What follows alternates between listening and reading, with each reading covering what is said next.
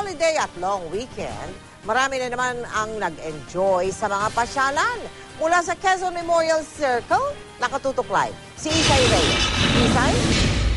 Mel, sinamantala nga na marami nating kababayan ng holiday para mamasyal ngayong araw. Sa Rizal Park Children's Playground sa Maynila, namin nakita ang mag-anak na Bonifacio. Nag-e-enjoy sa mala Jurassic Park at naglalaki ang dinosaur sa araw na ipinagdiriwang ang ika-149 na kaarawan ni Gat Andres Bonifacio. Enjoy na enjoy ang magpipinsan. Araw po namin ngayon mga Bonifacio. Kaya i-enjoy namin to talaga. Magaganda yung mga tanawin at saka isa pa, pambata talaga.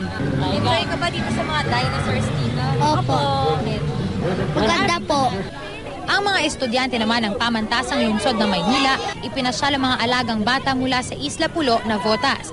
Gusto raw nila na sa araw ng ating bayani, may magawa rin sila na kabutihan. Yung feeling na kasama mo yung mga bata na hindi mo talaga kilala, pero gusto mong tulungan. Kamatayan ni Bonifacio. Kamatay ni Andres Bonifacio. Kilala niyo si Andres Bonifacio? Opo! Sino si Andres Bonifacio?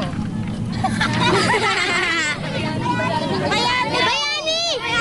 Dito naman sa Circle of Fun sa Quezon Memorial Circle, patok na patok ang rides. Nandiyan ang roller coaster, bump cars, carousel, mga horror house, kiddie space shuttle at marami pang iba. Ang mga bata tuwang-tuwa sa frog lift.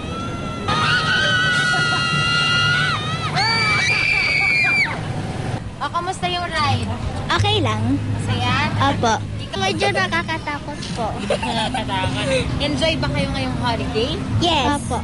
Para po sa family bonding namin ng mga pamilya, kasi po nataon na holiday, kaya po kami napasyal dito.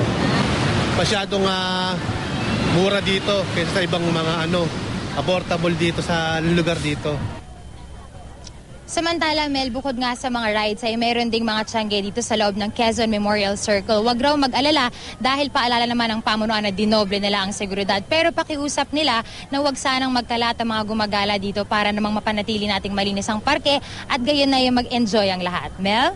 Maraming salamat sa iyo, Isay Reyes.